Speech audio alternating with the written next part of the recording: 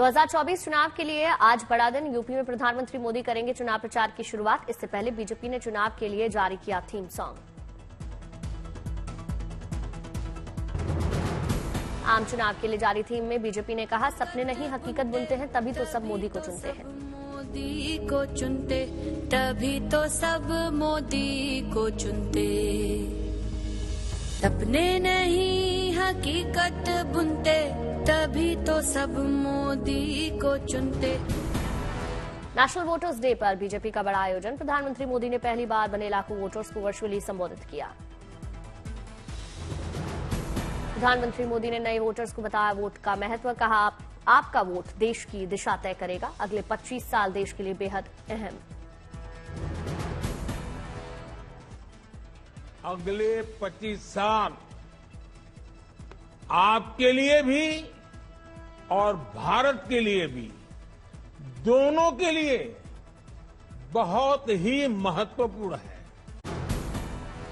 प्रधानमंत्री मोदी ने नए वोटर्स से अपील की। कहा, देश का भविष्य उज्जवल बनाने के लिए वोट करें।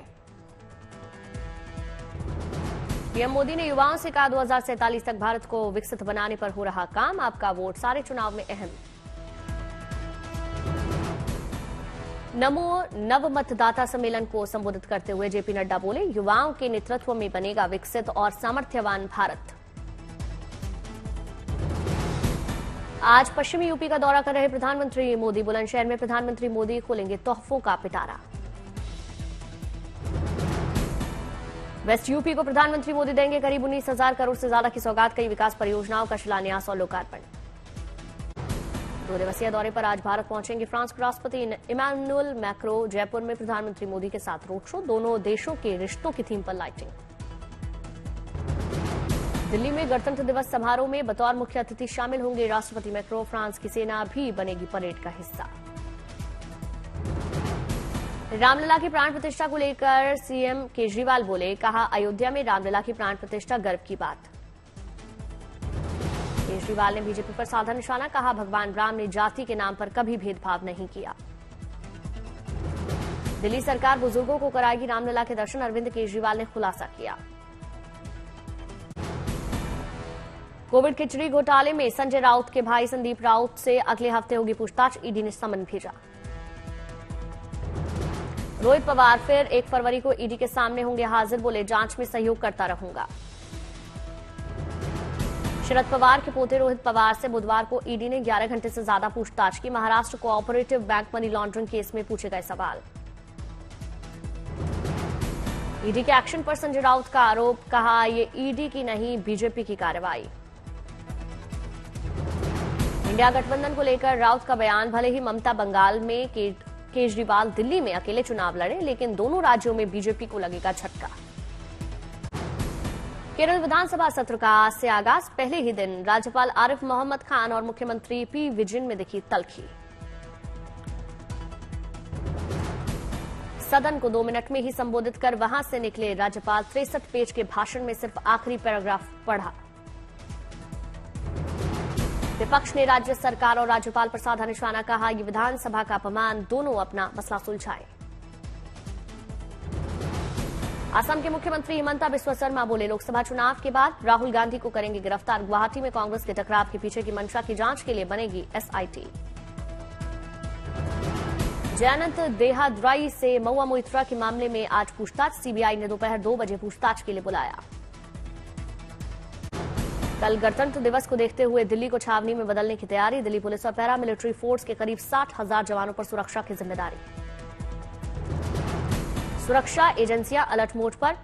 फ्रिस्किंग और सुरक्षा में तैनात जवानों को जूतों पर विशेष ध्यान देने के लिए कहा गया। जवानों को हिदायत दी गई कि वो लोगों के जैकेट और जूतों पर खास तौर से नजर रखें। 13 दिसंबर 2023 को संसद में हुई घुसपैठ के बाद पुलिस ज्यादा अलर्ट। कर्तव्य पथ तक पहुंचने के लिए लोगों को फ्रिस्किंग के 3 लेयर से गुजरना होगा। लोगों को ऐसे सामान लाने से मना किया गया जिन्हें फेंका जा सके। सिक्के भी लाने की मनाही है। राजधानी में जगह जगह वाहनों की चेकिंग और बैरिकेटिंग। दिल्ली से सटे बॉर्डर्स पर निगरानी बढ़ाई गई। गणतंत्र दिवस की पूर्व संध्या पर राष्ट्रपति द्रौपदी मुर्मू आज शाम देश को संबोधित करेंगी। दिल्ली में गणतंत्र दिवस समारोह में बतौर मुख्य अतिथि शामिल होंगे राष्ट्रपति मैक्रो। फ्रांस की सेना भी बनेगी परेड का हिस्सा। गणतंत्र दिवस पर देश के 1132 पुलिस वालों को वीरता और सेवा मेडल से वो सम्मानित होंगे। दिल्ली पुलिस स्पेशल सेल के 3 एसीपी को मिलेगा प्रेसिडेंट मेडल। त्रिपुरा के अगरतला में गणतंत्र दिवस परेड की तैयारी। त्रिपुरा पुलिस ने परेड का रिहर्सल किया। यूपी के संभल में मुस्लिम समुदाय के लोगों ने अपील की, गणतंत्र दिवस पर हर घर तिरंगा लगाएं। रामलला के दर्शन के लिए आज भी श्रद्धालुओं की भारी भीड़। प्राण प्रतिष्ठा के बाद आज तीसरा दिन। रामलला के दर्शन के लिए लगी लंबी कतार। ठंड के बावजूद श्रद्धालुओं में दर्शन के लिए भारी उत्साह। भीड़ को नियंत्रित करने में जुटे जवान। कतार लगाकर रामलला के दर्शन कर रहे श्रद्धालु, करना पड़ रहा इंतजार। अयोध्या में भक्तों की बढ़ती भीड़ को देखते हुए लिया गया बड़ा फैसला, बढ़ाई गई रामलला के दर्शन की अवधि। दूसरे दिन 2,50,000 लोगों ने रामलला के दर्शन किए। पहले दिन रिकॉर्ड 5 लाख लोगों ने लगाई थी रामलला के दरबार में हाजिरी। भारी भीड़ को देखते हुए सुबह 6 बजे से रात 10 बजे तक रामलला के दर्शन। दोपहर विश्राम का समय 2 घंटे से घटाकर 20 मिनट किया गया। रामलला के दर्शन करने आए श्रद्धालु बढ़ चढ़कर हिस्सा ले रहे। पहले दिन मंगलवार को 3 करोड़ से ज्यादा का चढ़ावा आया। रामलला की प्राण प्रतिष्ठा के बाद 10 डोनेशन काउंटर खोले गए। भक्त कैश के अलावा ऑनलाइन डोनेशन भी दे रहे हैं। रामध्वज और राष्ट्रीय ध्वज के सम्मानजनक और गरिमापूर्ण निपटान सुनिश्चित करने के लिए एनडीएमसी की शानदार पहल। ध्वजों को जमा करने के लिए जारी किया नंबर।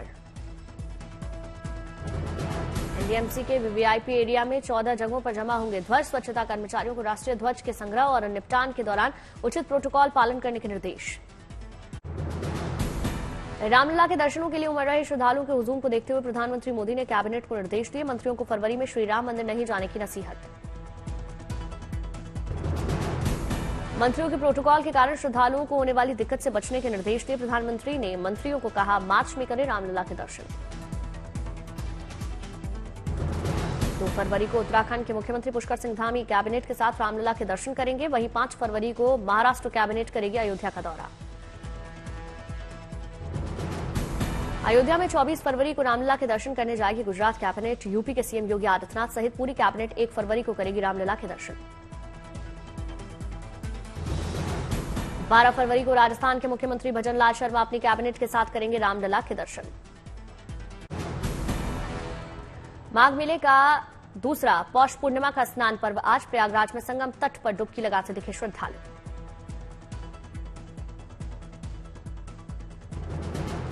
कोहरे और ठंड के बावजूद संगम तट पर बड़ी संख्या में पहुंच रहे लोग। स्नान पर्व को देखते हुए मेला प्रशासन ने किए सुरक्षा के खास इंतजाम।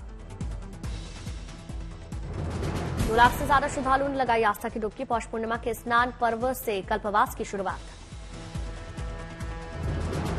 संगम की रेत पर बने तंबुओं में कल्पवासी 1 महीने तक करेंगे कठिन तप और जप। पौष पूर्णिमा से माघ पूर्णिमा तक कल्पवास। माघ मेले में 20 लाख से ज्यादा लोगों के आने का अनुमान। ठंड से बचाव के लिए बनाए गए रैन बसेरे। सुरक्षा में लगे पुलिस, पीएसी, पैरामिलिट्री, एटीएस और एसटीएफ के जवान। दिल्ली में राष्ट्रपति द्रौपदी मुर्मू ने कौशल भवन का उद्घाटन किया। केंद्रीय मंत्री धर्मेंद्र प्रधान, केंद्रीय मंत्री राजीव चंद्रशेखर मौजूद रहे।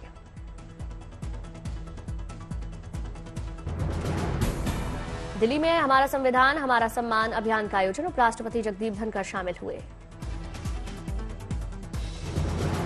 जोधपुर में राजस्थान के सीएम भजनलाल शर्मा ने श्री श्री रविशंकर रक्तदान केंद्र का उद्घाटन किया। निर्मल गहलोत चैरिटेबल फाउंडेशन के द्वारा स्थापित किया गया। जोधपुर में सीएम भजनलाल शर्मा ने स्वर्गीय श्री ब्रह्म सिंह परिहार की प्रतिमा का अनावरण किया। केंद्रीय मंत्री गजेंद्र शेखावत मौजूद रहे। हिसार में हरियाणा के सीएम मनोहर लाल खट्टर ने कई परियोजनाओं का शिलान्यास किया। कहा, बीजेपी केवल विकास का काम करती है। गुवाहाटी में जीआरपी को मिली बड़ी कामयाबी। 3 किलो सोना समेत कई चोरी के सामानों के साथ 6 बदमाश गिरफ्तार। नागपुर में नौकरी का झांसा देकर साइबर ठग के लिए 18 लाख रुपए। पुलिस ने आरोपी को गिरफ्तार किया।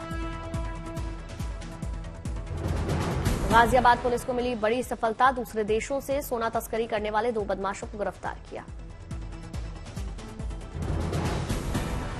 कल्याण में पुलिस ने बड़ी कार्रवाई की। बाघ के खाल और हथियार के साथ 2 तस्करों को गिरफ्तार किया। संभल में पुलिस को बड़ी कामयाबी, चोरी के सामान और हथियार के साथ 4 गिरफ्तार। दिल्ली में कड़ाके की ठंड, औसत से 2 डिग्री नीचे दर्ज किया गया तापमान। दिल्ली के कई इलाकों में दिखा घने कोहरे का असर, कम विजिबिलिटी होने से लाइट जलाकर चलते दिखे वाहन। दिल्ली एनसीआर में ठंड ने लोगों की मुश्किलों को बढ़ाया, अलाव तापते दिखे लोग। दिल्ली में कोहरे के चलते यातायात प्रभावित, इंदिरा गांधी इंटरनेशनल एयरपोर्ट पर 50 मीटर विजिबिलिटी के चलते हवाई सेवाओं पर असर पड़ा। राजस्थान के करौली में कोहरे और शीतलहर का कहर, जनजीवन अस्त व्यस्त, गाड़ियों की थमी रफ्तार। लखनऊ में देखा ठंड और कोहरे का असर, ठंड से बचने के लिए लोगों को लेना पड़ रहा अलाव का सहारा। वाराणसी में भी छाया घना कोहरा, जनजीवन प्रभावित। आगरा में भी कोहरे और ठंड से लोग परेशान, ठंड के कारण घरों में रहने को मजबूर हुए लोग। अजमेर में भी दिखी कोहरे की सफेद चादर, ठंड से बचने के लिए अलाव का सहारा ले रहे लोग। कुपवाड़ा में गिरी ताजा बर्फ, हर तरफ दिखी बर्फ की सफेद चादर।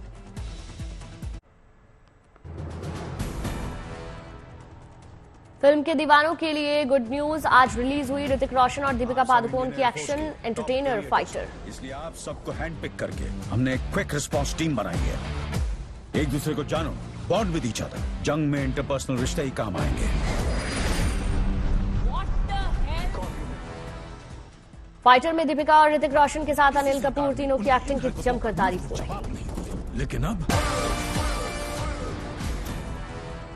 संजय लीला भंसाली की फिल्म लव एंड वॉर हुई अनाउंस, आलिया भट्ट रणबीर कपूर के साथ दिखेंगे विक्की कौशल। भीड़ में छिपकर रामलला का दर्शन करने पहुंचे अनुपम खेर, वीडियो शेयर कर बोले चुपचाप मंदिर जाने का मन था। और देश को एकत्रित किया है, किसी भी जाति का, किसी भी। ब्रिटिश पाक एक्टर अली ने पाकिस्तान फिल्म इंडस्ट्री पर तंज कसा, कहा इंडियन फिल्मों में काम करने के बाद ही पाकिस्तानी कलाकारों की होती है वैल्यू। अफ्रीकी देश माली में गैरकानूनी सोने की खदान धंसने से 70 से ज्यादा लोगों की मौत, मृतकों की तादाद और बढ़ने की आशंका के बीच तलाशी का काम जारी। चीन के दक्षिण पश्चिमी चियांगशी प्रांत में भीषण आग से कम 39 लोगों की मौत हो गई। चीनी राष्ट्रपति ने सुरक्षा में लापरवाही पर तत्काल कार्रवाई के आदेश दिए। ईरानी मूल के अमेरिकी पत्रकार ने भूख हड़ताल का ऐलान किया। पुलिस अधिकारी की हत्या के आरोप में ईरान में एक शख्स को फांसी दिए जाने का विरोध किया। ईरानी राष्ट्रपति इब्राहिम रईसी ने तुर्की के राष्ट्रपति संघ की प्रेस कॉन्फ्रेंस, अमेरिका पर इजरायल के अपराध को बढ़ावा देने का लगाया आरोप। गाजा के खान यूनिस में यूएन ट्रेनिंग सेंटर पर इजरायली हमले पर अमेरिका ने चिंता जाहिर की। आम नागरिकों की मदद पहुंचाने में जुटे लोगों की सुरक्षा की मांग दोहराई।